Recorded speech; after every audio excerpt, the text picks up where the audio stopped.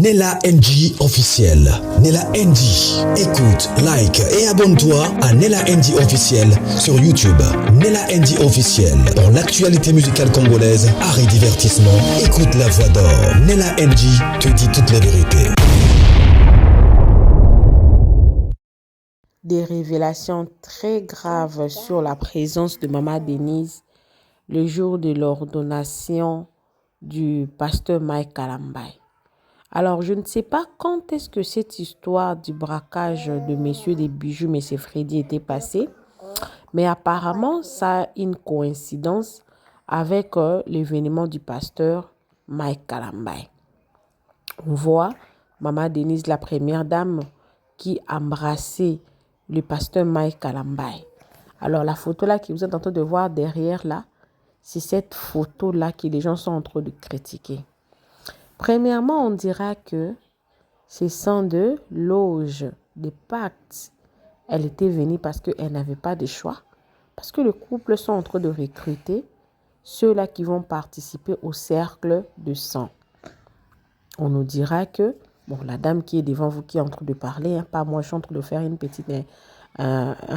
petit résumé. Et puis, je vais vous laisser suivre la vidéo. Comment se fait-il qu'il y a beaucoup de problèmes dans le pays où la première dame est censée se présenter? Elle ne se présente pas. Une simple ordonnation d'un pasteur, elle est là pour l'encourager, l'embrasser. Qu'est-ce que les églises ont apporté dans notre pays? Rien du tout. Une église construite par le frère Mike Kalambai. Où est-ce qu'elle a trouvé l'argent? On dira que c'est le gouvernement qui a construit pour lui une église. D'autres disent que non, c'est les pactes. Ce sont des pactes, des loges. Une personne qui construit une église en si peu de temps comme ça. Ce sont de loges qui viennent vous proposer, regarde, nous on veut que vous puissiez recruter pour nous. Ceux-là même, ils vont construire une église. On nous dira que c'est un phénomène qui se passe actuellement à Kinshasa. Alors, ce que dit cette dame ici ne m'engage pas, n'engage qu'elle. Mais moi, ce qui me fait le plus mal, c'est que nous sommes en train de crier. Kinshasa, il y a l'insécurité. Les agents sont impayés. Ceux-là qui sont au pouvoir ne font pas bien leur travail. Maman Denise a un rôle très crucial à faire dans notre pays. Aujourd'hui, nous sommes en train de comparer Maman Denise et l'ex-première dame de notre pays, Maman Kabila. Pourquoi? Parce que Maman Olive a fait preuve d'une maman pour la nation. On n'a pas dit que Kabila, Kabange, qu'on appelle ça comment? Il s'appelle, en tout cas, je commence à l'oublier, le président Joseph Kabila. Il était bien en tout, non.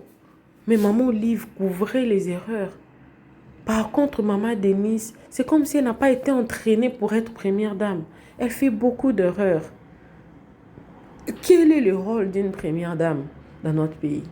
Est-ce que la première dame est censée être vue par ici, par là, comme une personne normale? Elle n'a pas une vie normale. Elle a une vie extra-normale. C'est-à-dire qu'on ne doit pas la voir par ici, par là. Et même si on doit la voir par ici, par là, ça doit être pour des choses très compréhensives, des choses humanitaires. Est-ce que pour un pasteur soit ordonné et pour qu'on ouvre une église, donc fasse l'ouverture d'une église, on doit envoyer une invitation à la première dame de la République? Même si vous avez des relations particulières. Non, ce qui se passe dans notre pays, c'est comme si les gens sont assis dans des postes qui ne comprennent même pas le pourquoi ils sont là. Ça fait trop mal. Il y a une maman à qui on a détruit sa maison. Il y avait son bébé à l'intérieur. Ce sont des cas comme ça qu'on devait voir la première dame. Mais personne ne dit quelque chose. On ne la voit pas. Il y a un monsieur des bijoux qu'on avait tué. On n'a pas vu. Mais on le voit dans une église. Qu'est-ce que l'église nous apporte dans notre pays? On va suivre la vidéo. Après avoir suivi la vidéo, donnez-moi vos avis dans les commentaires. Que pensez-vous? Est-ce que c'était nécessaire que Maman Denise soit là? il l'embrasse comme ça. Est-ce que c'était nécessaire? Donnez-moi vos avis dans les commentaires.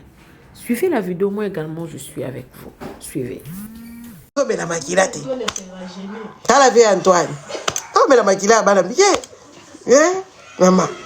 Non, comme quand tu as là, poso ezonga, te mais là. Soko boumaka. Non, mais. Ngam tu nalobi makambwana. Ça combien ça ko loba makambwana nga da tinda kai. Ya kamba solo na zone bana. Bisa blague te. Bobo melaka. Non, ko kende ko simbaka ba mibali tala niveau. Et puis ozobela ba kila wala mahele pezo zonga pe bien. Na mutuna yo na béton, mahele ko zonga bino bien. Bino bozo bomisaka ka batu, bozo bomisaka batu, be bozo bela ba kila na bango te. Mais non, ça se fait pas. Bozo sala musala bien te, bozo sala perte. Yango bona ba batu bazo to se bino te. Yango batu bazo to se bino te. Boka batika bo baby botiki o ba benga ba kila. Ah. Les alliés du pétrole. Aussi par constitution, va mais la maquille. On va la constitution voilà, so bon kera bobo. Dans ça qu'on résister Mobutu. Mutute. Dans ça qu'on résister Mobutu. Mutute. Mobutu so ka lobi roya nyanya. Biso na biso bana miketo yebeka bakambute. Hein? Hein? Nyanya. Ça va pour le bien 3 fois batuyo son nye. Si l'on bosse le bien nye mutu boka zo yokate. Batu ba comme ko finga fa choko kende. On ko changer constitution te ko kende. Yo fachi o za bayarete. Et ça la président finga bineti fachi o yote. Hein? Le président wa finga bineti fachi o yote. Wazo mena makila te ya zo bobaka ka sa ko mena makila. Wa Mart yo pe mena ka tenda. Il faut passer à la pédale temple la bido, ba Kisa Tshisekedi, ba Fali Tshisekedi, bido nyoso bo comme la makila parce que bozo ça musala bien tete tozo to sabinote. Tozo to sabinote po bozo si ça musala bien te. Hein?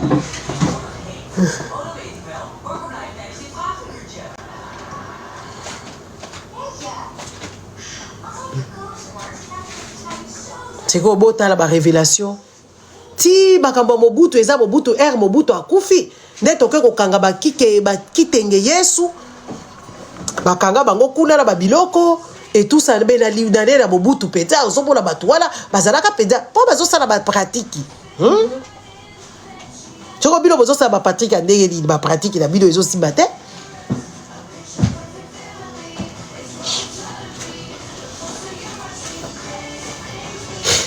ba pratique na bilo ezosimba te. Il faut changer de position. Maman Denise, pour ce qu'on ose à la jouvence de la jeunesse, jouvence. Il faut ça la nine. Il faut Mela. Il faut Mela. Makila. On voit la modèle Rosala. T'as la Macron. Ba Brigitte, on a ba Mikolo, hein. On voit la Brigitte, attends, on la bien, yo, Makolo, pas si. Ba problème. Hein? Hein? Ouais.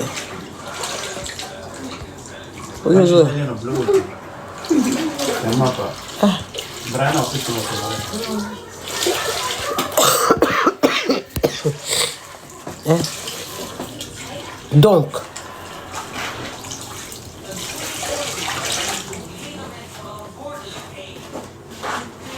hein? Kokendaka koyambaka batu boye bosi bomona mama Bobi basimbi eboye ata mama Antoinette bosi bomona basimbi eboye yango nazotuna ba mama ya bien ya solo bazalaka te o balakisaka batu makambu balakisi baba se o voilà vanda ka boye mutu avandaka na kiti boye avandaka boye o basimbaka mibali te mibali oyo ya yo te ata mobali na yo na public eza na façon ko simbela ye tout ça les Congolais ne savent pas ba Congolais ceux qui ba bimika na mobile comme ko lingala ki sa mobile embrasser na miso abatu bino bomona kango ezalaka nini moi si avandi eza la façon ya kovanda kala bazwi se funga mikulu ozala ovandi ndenge mususu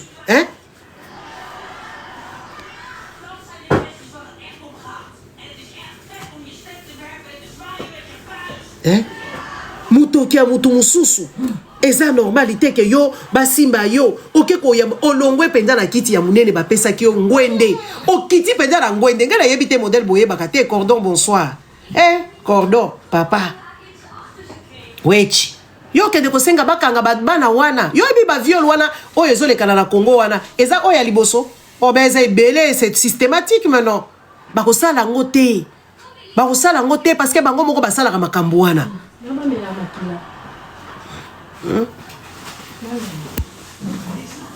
donc na Congo kuna donc batu moko donc ata la vie de tout le jour yo bimi na mobali lo ata na poto ba congolais bakenda ba fête na bibali na bango na basi na bango donc bino ba place na bino ya kosala ba bêtise na bino ba bolingo na bino bola kisa que oui boko vanda na mesa boete bozo solo ka normalement bozo sa ba discussion okomona ka mwasi moko boye abandi ko lalela mobali kaka na public mama kende bolala na mbeto so boyaki ko sa nini yao kende ko lala kuna na mbeto ngapesa chilo monte mapasi ngo sala na mbeto tala mama présidente Mobimba abimi penza na ndako na ye bapesi ngwenda munene azaki na kiti na ye moko spécial kiti wana spécial akoki kocha masoko ne likolote atelebi azobenda makolo batala bakwisi na ye mamoyo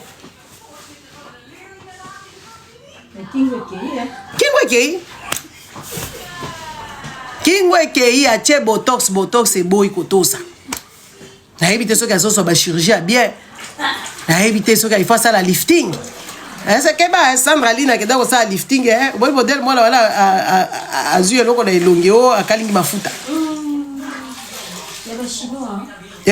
attention yebi na gate bango bazo sala ba biloko moko ba peeling moko bana wala bazo sala na ba réseaux sociaux bakamati baziki elongi muto akobi yo ezo umela ngai fona bima eza normalité ko agresser pe ba poso oyo tala donc mboka oyo ya ba congolais ezangi penza ke oui mama oyo fazala la dame de compagnie moko oyo azali avisé oyo ayebi ba apesa ba directive mère tozo bima otambola depa otelemi otali gauche droite okovanda bavanda kaboye balakisi yo mama oyo azoke de kopesa Moïse bien félicitations ayebi tenzambe na bango ake kopesa ye tolo ake kopesa ye tolo azopesa Moïse bien tolo mamoyo a se frotter kaka na poitrine po mobali na ye kuna na kati ya ndaku azala libumu munene azala mabele siko alingi ayoka ba pectoraux ya mobali mais mobali ope azaka na mabele po ye pe azala kaka azala mabele ye pe azala na ba muscle te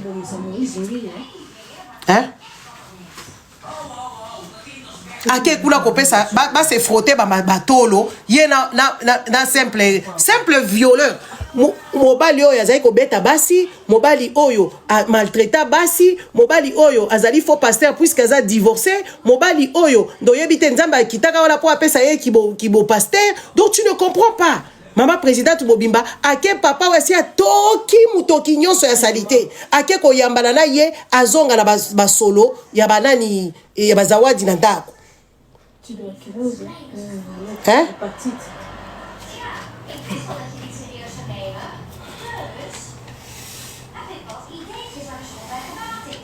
toloba te donc on a penza la présidence ceux qui les fonctions et à l'état et oyo biloko aboye nde biloko oyo de nani mwana yaka la ba légèreté wala ba beta Zakari boyoka ba système Zakari yakoba ko finga Kabila pour la bêtise ya ba légèreté à lolenge boyete mobali oyo azali avisé akosepela ka jamais moi si na ye ayambaka ba mibali boye bazala ba pasteur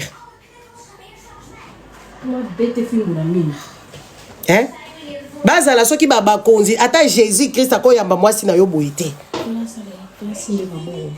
mais oui fallait simbeka na baboko a féliciter ye na maboko kaka et puis ou bien atie loboko kaka na mutema bisika kaka ya vandaki a féliciter ye c'est tout et puis na ba sourire mususu ezalaka mal interprété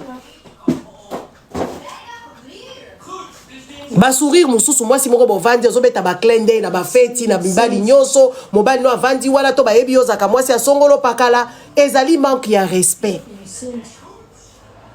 o telemaka ok kuna bozawa natala kabasi yango ba congolais beaucoup le lobby mais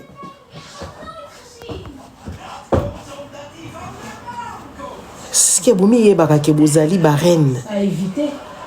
Bomi yebaka ke oui bozali batu moko boye. Basi ya ba congolaise bazalaka na place. Ba yebaka même pas qu'on se faire comment on appelle ça? Ko captiver batu po batala bango. O mona bandi ko tambola zo benda ba makolo na se. Démarche malonga te, bilamba alati ya biete, ya morphologie na yete, soko telebi batu ba monika directement ba défaut.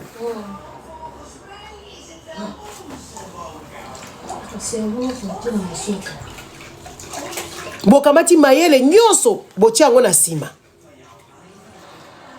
Mayele nyonso ya bango et puis bakoma kana tiki moko boye basimba ka mingi masoko. So ba telemi fo basimba masoko. So ba telemi fo asimba masoko na erazo tambola. Eza normalité. Soko lingi ko captiver batu. Tu peux tout cacher ou lati eloko amulai. Ce qui est caché mutoko linga o dévoiler yango mais atikali kaka na makanisi. Osali penza OK, il peut battre batikali na histoire. Mais vous ne savez pas faire.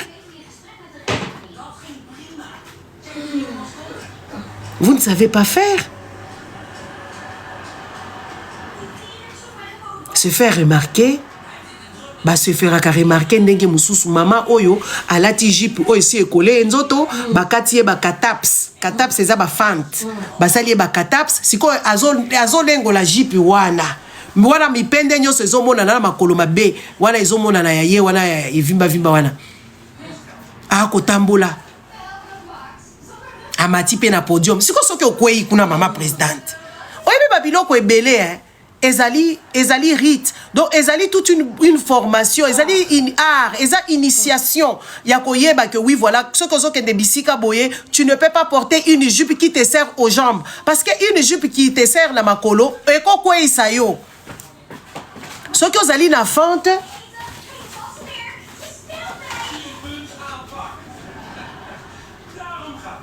fante ko continuer. Imaginez que Denise nya ki razo mataka na ba escalator so ba escalier wana oyo ye azo matanango kuna.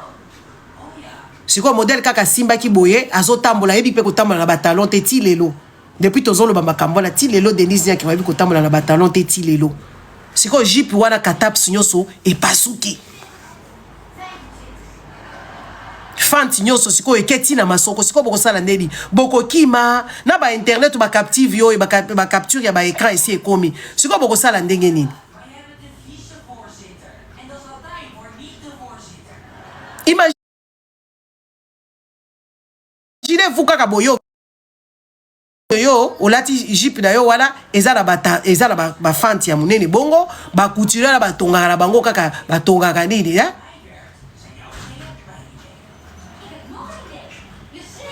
Tiko yozo finga nani awa imbécile. Tu vas dégager ici.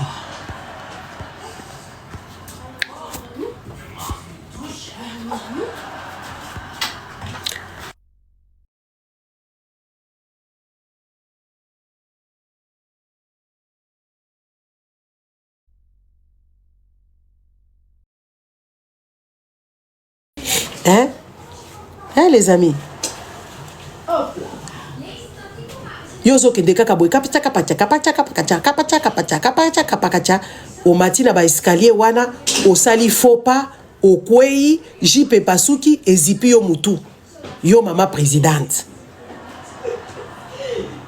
siko bakoya kolongola yo yango bakotika yo na se bakolokota yo bakofunika yo dra bakosala yo nini donc izala bateni oyo balataka te et ala bateni oyo bakendaka nango en public te et puis soko si okomi oza mopaya munene ndenge wana on ne sait jamais okozwa pe accident ba émotion mususu ko bimiso ba makila on ne sait jamais peut-être aza déjà la ménopause na ye on sait jamais hein et za ba biloko mususu nyonso tout wana ça se dit ça s'explique mais kota la bato baza la légèreté ya munene boye légèreté maman première dame ya légère ya lolenge boye Aza kutu ata la prévention te mon côté, aza la prévision mon côté. Donc elle ne planifie rien du tout.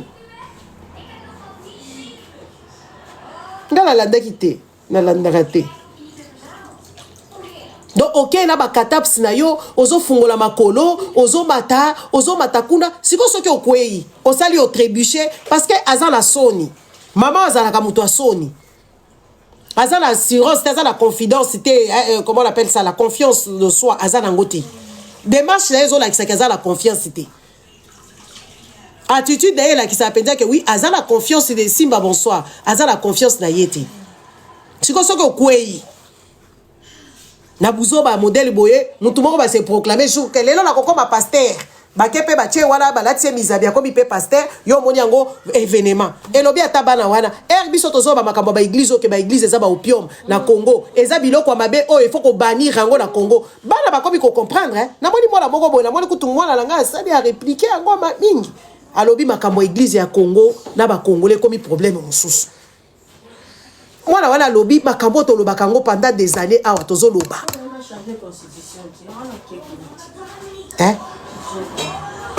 Tozo loba makambo wana tous les jours église na Congo ezo sala bon ménage té.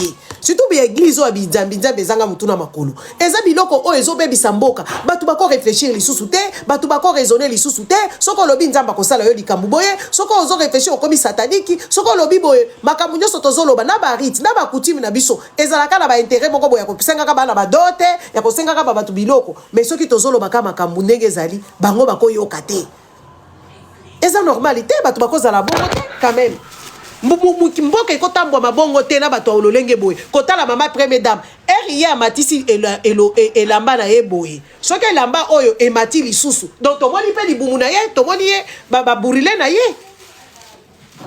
tomoni pe libumu na ye abe dido na yebi te Kabila pe andimaka pe makambo oyo te mwasi wana babeta Zakari likolo babeba légèreté oyo ça s'appelle la légèreté.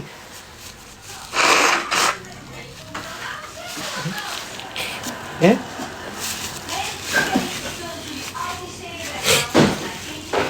Hein? Oh, ça m'a bien garango légèreté. Ezali légèreté, ezali eloko moko penza sacrilège. Oh, ende outrage. Outrage, comme on a que oui, moi si moko boye, oh il faut azala na pudeur. Oh il faut azala na retenue. Oh il faut azala. Les tinga na koke de bisika, na kekula ba simba kanga na banzoto. Na banda ko bina ka bina na batu. Non jamais, moi je fais pas ça. Na kobina ngamboko na koseka wala na baninga to seki na biso poto zalaka bien mais babiloko ba légèreté a lolenge boy bo simba na kana banzoto bo mataka mama présidente mobimba bo simba ka simba kana banzoto bo sala ka bo mama peka o ya si atoki mutoki ya Kinshasa ba parfait belé ya bandoki o papa che ye pa che ya bandoki esangani kuna donc e bebisi batumitu basi ya ba congolaise bo zalaka na moi pudeur.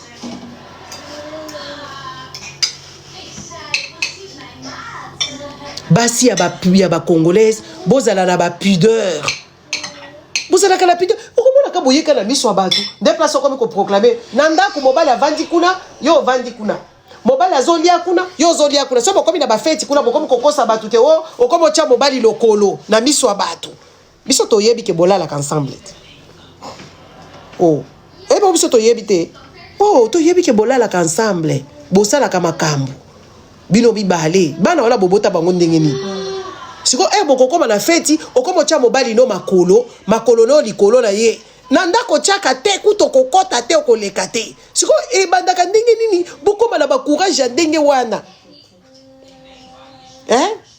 Élysée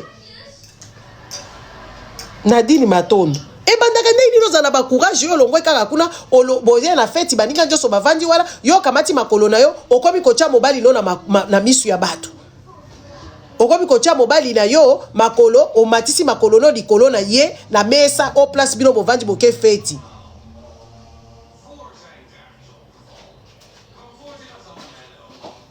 o kamati omoni ba fille ya bato mususu oyo ozo prétendre yo moko po basi ba congolais ba komo ba michaka ba mundelo akomo ba ya kanisi nini ya kanisi ya lekinga na kitoko ya kanisi za kitoko yo mutozo mona nga kitoko parce que yo moko za na estime na yo tineti nga kana vandi ka boy na komo ba la ya kanisi tenga na leki nde makamna yaka ko yebisa binote ngaso ina ko bibisika na leki na ko vanda teke neti ya vandi wana ya kanisi ya lekinga na kitoko kanisa ndenge ni makamyo zo kaisa na butu na yo kana yebi yango eteli ngai te bengala zo kanisa pe ya ngai bokoma kaka okoma ko usala guya mobali na yo aza mobali na yo eza mobali na yo moko yo muto lula ye so mobali aza na légèreté na ye etali ye yo komi ko yoka passe o mo la basi ba congresso ba moni ba batu mususu o ye azo yoka bango complexe akomi ko vimba na akomi ko chaba tumba na l'aise akomi ko sala ko sala tout le temps akomi ko sala ba senga yo komela melate o kolia na kolia te siko yo ye ko luka nini awa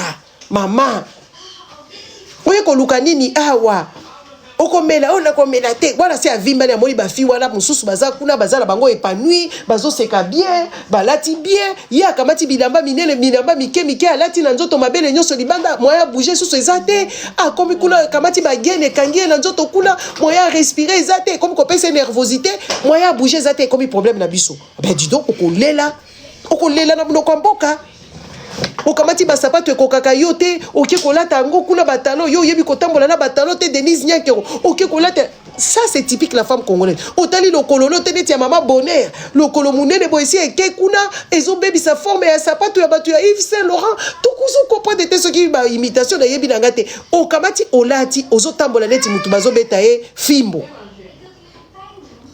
après siko baninga soki bazala tala ezalaka la basapato ya ba mariage hein? Ba vrai sapato ya ba marié ezalaka ba vrai sapato ya ba danseur ezalaka bato babetaka pachanga bato babetaka rumba bato oui la rumba cubaine ezala ba sapato nango bato babetaka tango ezali na ba sapato nango o balataka ezali confortable yo yebi koza danser oki kolatela biso tala sapato ezosala yo pasi siko biso tukomi kokopo de tokomi ozotelema lisusu te so bebi diabolika kakoyaka kobila epesi okanda okomi koyina batu nyonso baza na bisengo na bango yo kalkila keloko te bakizomba makambo nyonso tu wana comme vous voulez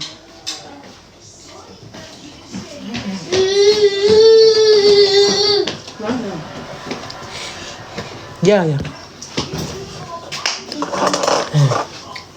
Donc tout ça là c'est comme ça. Essayez de faire bien les choses. Soyez confortable dans vos vêtements. Quand vous êtes en public, on ne rehausse pas ses habits. Quand tu dois rehausser tes habits, à peine peut-être talons pour émonana, pour tambola bien. Mais tu ne peux pas venir nous montrer tes cuisses. Tu ne peux pas venir rehausser. Soit au latika et la mamoukou, c'est une fois pour toutes, c'est point. Tu ne peux pas venir oser rehausser bilamba.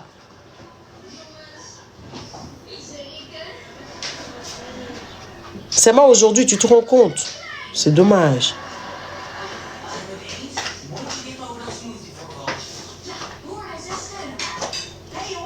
Tu ne peux pas rehausser tes habits en public. Un tout petit peu pour marcher, pour être sûr. Hein? Oh. Pour être sûr que oui, voilà, tu as bien fait les choses. Point. Hein?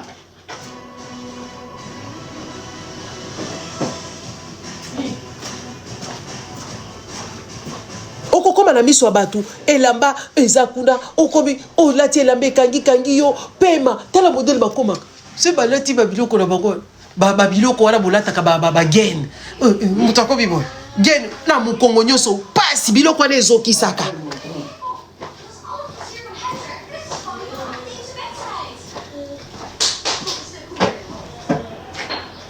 sokozo kende bisika batu il faut plus miser sur le confort. Il faut miser plus sur le confort et puis sur le respect de soi.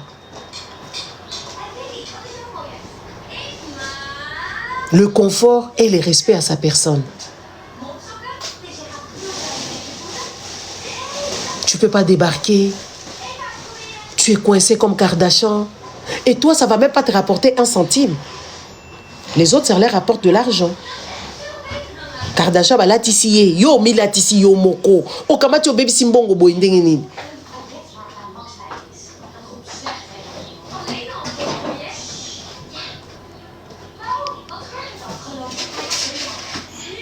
Arrêtez ça. Arrêtez ça.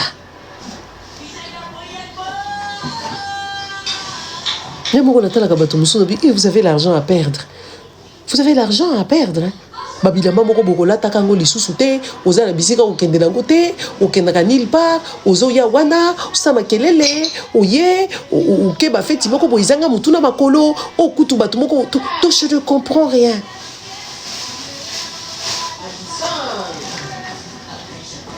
Miser plus sur le confort et le respect de soi. Être bien dans ses mouvements. Et puis, erosa la mouvement. Il faut mouvement, on est kende penza. Hein? Il faut y ko captiver batute. Mais on s'entend à la fête à Bagali. Bah invité on a fait une semaine ko yate, 2 semaines ko yate. Faut pas inviter au moins 6 mois en avance. 3 mois en avance. Donc bandi ko calculer sikoyo. Otali sapatu nini na kozala nango confortable. Na kozala à l'aise côté nini, na ko tourner ndenge nini, na kozala sensation na ndenge nini, na kozala sensuel ndenge nini. Tout ça, ça se calcule. Mais quand abino boyebite, bota maman première dame nabi. Dans quel tissu je serai na kozala penza ndani. Biso poto zaka bato malamuti. To vandi na biso na ki total habité ba couleur oté a to tike la muninga feti na ye, o boyete, n'est-ce pas?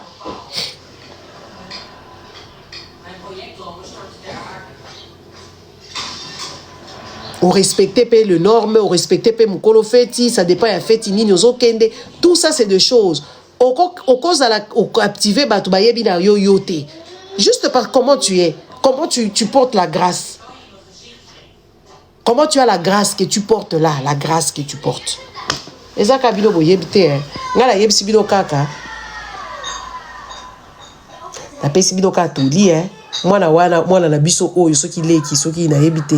Tobenga ena mwana oyo na mobali ne papa Lionel alongoli ba vidéo nyonso o azala papa Lionel donc ça veut dire oboye ponga na yebisa ki yo depuis kala no bi papa Lionel tikala na anonymat tikala na nani na coulisse tikala kuna na backstage o banda ko diriger mwasi o banda ko aider mwasi ko diriger yete ko aider ye po a évoluer po bozala bien mais yo ndimaka na yo te.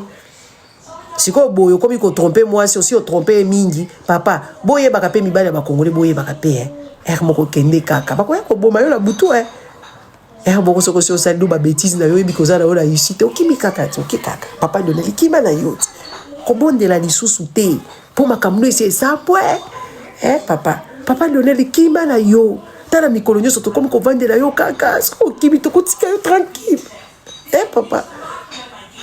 papa Lionel kima na yo okimi kaka boyi na yo bite na boyi mwana te la ke ko luka pona mwana na koya o nani Oscarine la tikeli o moka ko so apenta kipe mwana malamu na ke ko luka vie na ke ko luka vie okimi poza na yo irresponsable kima na yo comme ça bakamune ko bimali suso to ko luka mo sino moko anonyme bobo ebiso to tikote na ndenge mabete kima na yo.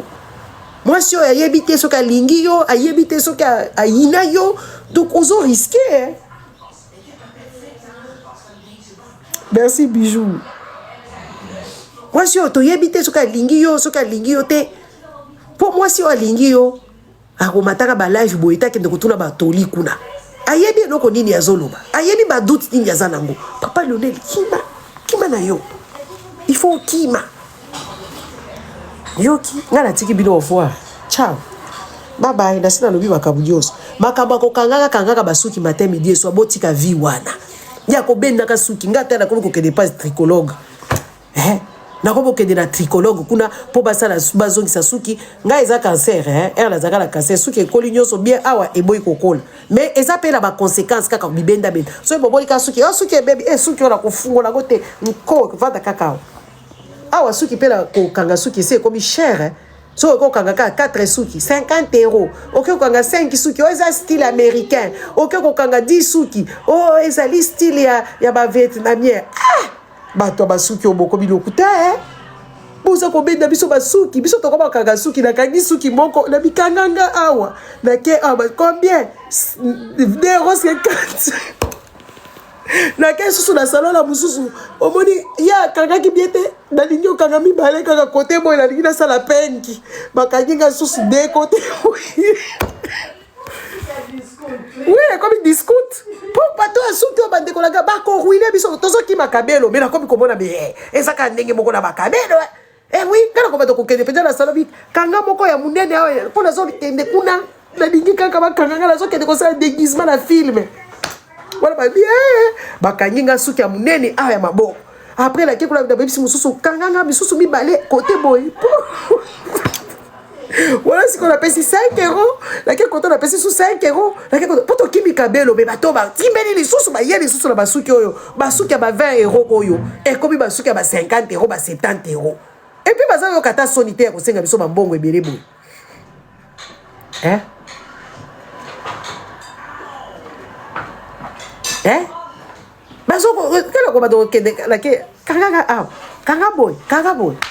Moi, j'aime pas profiter des situations. Sinon, moi, il y a des gens qui peuvent me tresser, je fais leur plus de tout ça. Moi, j'aime pas profiter, j'aime payer. C'est ça le truc. Mais toucher les cheveux matin, midi et soir, commencer à chipoter les cheveux, c'est beaucoup. Il faut apprendre. Les gens qui se coiffent seuls, ils sont bien. Hein. Bon, moi, je vous laisse. Hein. Oh, ceux qui essaient de. Nga la boy, la ko chipoter ceux qui n'a pas dit, na va chipoter. Nga la okoma kaka, kokanga 4 souki et puis ça s'arrête là. Parce que et puis après je laisse un peu mes cheveux, je les observe, je les admire. Après je vais faire encore 3-4. Nella NG officiel. Nella NG. Écoute, like et abonne-toi à Nella NG officiel sur YouTube. Nella NG officiel. Pour l'actualité musicale congolaise, art et divertissement, écoute la voix d'or. Nella NG te dit toutes les vérités.